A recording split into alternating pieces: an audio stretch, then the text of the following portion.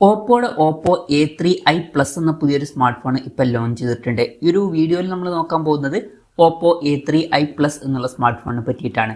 അപ്പം ആദ്യം നമ്മൾ ഫീച്ചേഴ്സും കാര്യങ്ങളൊക്കെ നോക്കുകയാണെന്നുണ്ടെങ്കിൽ ഡിസ്പ്ലേ കാര്യത്തിൽ ഓപ്പോ A3i Plusൽ 6.7 ഇഞ്ചിൻ്റെ ഫുൾ HD പ്ലസ് ഡിസ്പ്ലേ ആണ് വരുന്നത്. OLED പാനലും കാര്യങ്ങളൊക്കെ ഇതിൽ വരുന്നുണ്ട്. 15,500 രൂപ പ്രൈസ് റേഞ്ചിലാണ് ഈ ഫോൺ വരുന്നത്. ആ ഒരു പ്രൈസ് റേഞ്ചിൽ OLED പാനൽ എന്നുള്ളത് നല്ലൊരു കാര്യം തന്നെയാണ്. പഞ്ചോൾ ഡിസൈൻ ഇതിൽ വരുന്നുണ്ട്. പഞ്ചോൾ വരുന്ന ടോപ്പ് സെൻറ്റർ ഭാഗത്തായിട്ടാണ്. ഡിസ്പ്ലേയിൽ 120 ഹെർട്സിന്റെ റിഫ്രഷ് റേറ്റും കാര്യങ്ങളൊക്കെ സപ്പോർട്ട് ചെയ്യുന്നുണ്ട്. പിന്നെ ഇതിൽ ഫ്ലാറ്റ് ആയിട്ടുള്ള ഡിസ്പ്ലേയും കാര്യങ്ങളൊക്കെയാണ് വരുന്നത്. ക്രിസ്റ്റൽ ഷീൽഡ് ഗ്ലാസിന്റെ പ്രൊട്ടക്ഷൻ ആണ് ഇതിൽ കൊടുത്തിരിക്കുന്നത്. അപ്പം അത്യാവശ്യം നല്ല ഡിസ്പ്ലേ ഫീച്ചേഴ്സും കാര്യങ്ങളൊക്കെ ഇതിൽ വരുന്നുണ്ട് എന്ന് തന്നെ പറയാവുന്നതാണ്. പിന്നെ in display finger print sensor ഒക്കെ വരുന്നുണ്ട്. ഫോണിന്റെ വെയിറ്റ് വരുന്നത് ഏകദേശം 178 ഗ്രാം ആണ്. തിക്നെസ് വരുന്നത് 7.15 mm ആണ്. പിന്നെ അത്യാവശ്യം നല്ല സ്ട്രോങ് ആയിട്ടുള്ള ഒരു സ്മാർട്ട് ഫോണൊക്കെ തന്നെയാണ് ഇത്.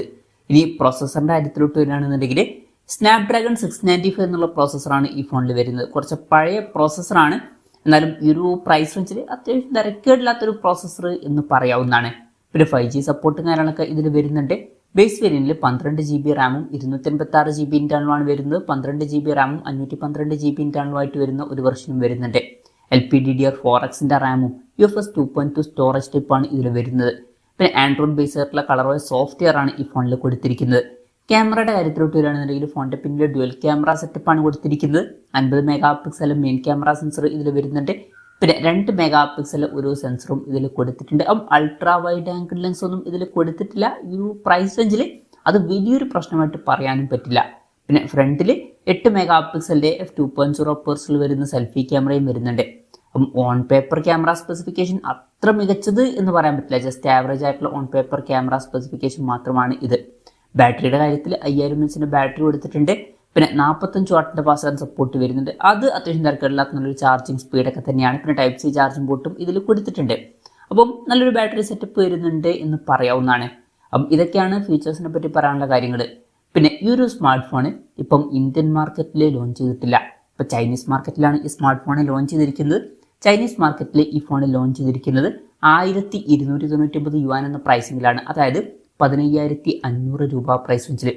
ആ ഒരു പ്രൈസ് റേഞ്ചിൽ ഈ പറഞ്ഞിട്ടുള്ള ഫീച്ചേഴ്സ് എങ്ങനെ ഉണ്ടെന്ന് വെച്ചാൽ അത്യാവശ്യം തിരക്കേടില്ലാത്ത ആവറേജ് ആയിട്ടുള്ള ഫീച്ചേഴ്സ് എന്നേ പറയാൻ പറ്റുള്ളൂ. ഭയങ്കര മികച്ച ഫീച്ചേഴ്സ് എന്നൊന്നും പറയാൻ പറ്റില്ല. എന്തായാലും ആവറേജ് ആയിട്ടുള്ള ഫീച്ചേഴ്സുമായിട്ട് വരുന്ന ഒരു ഫോൺ എന്ന് പറയാവുന്നതാണ്.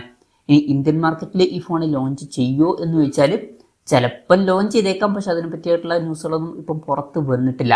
അതിനെ പറ്റിയിട്ടുള്ള എന്തെങ്കിലുമൊക്കെ ന്യൂസുകൾ വരികയാണെന്നുണ്ടെങ്കിൽ അതിനെ പറ്റിയിട്ടുള്ള വീഡിയോസൊക്കെ നമ്മൾ ചെയ്യുന്നതായിരിക്കും. അപ്പം അതുപോലുള്ള വീഡിയോസ് കാണാൻ താല്പര്യമുണ്ടെന്നുണ്ടെങ്കിൽ ഈ ചാനൽ സബ്സ്ക്രൈബ് ചെയ്യാവുന്നതാണ്. പിന്നെ ഓപ്പോയുടെ ഫോണാണ്, അതുകൊണ്ട് തന്നെ ഇന്ത്യയിൽ ലോഞ്ച് ചെയ്യുകയാണെന്നുണ്ടെങ്കിൽ വില കുറച്ചും കൂടി കൂടാനും ചാൻസ് ഉണ്ട്.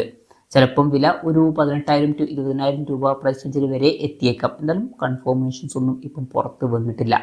എന്തായാലും ഓപ്പോയുടെ ഓപ്പോ A3i Plus എന്ന പുതിയൊരു സ്മാർട്ട് ഫോൺ ഇപ്പോൾ ലോഞ്ച് ചെയ്തിട്ടുണ്ട്. ഈ ഒരു ഫോണിനെ പറ്റിയിട്ടുള്ള നിങ്ങളുടെ അഭിപ്രായം ജസ്റ്റ് ഒന്ന് കമൻറ്റ് ചെയ്യുക. അതുപോലെ തന്നെ ഈ ഒരു സ്മാർട്ട് ഫോൺ ഇന്ത്യൻ മാർക്കറ്റിൽ ലോഞ്ച് ചെയ്യുകയാണെന്നുണ്ടെങ്കിൽ നിങ്ങൾ ഏത് പ്രൈസിങ്ങിലാണ് എക്സ്പെക്ട് ചെയ്യുന്നത് എന്നുള്ള കാര്യം കൂടി ജസ്റ്റ് ഒന്ന് കമൻറ്റ് ചെയ്യുക.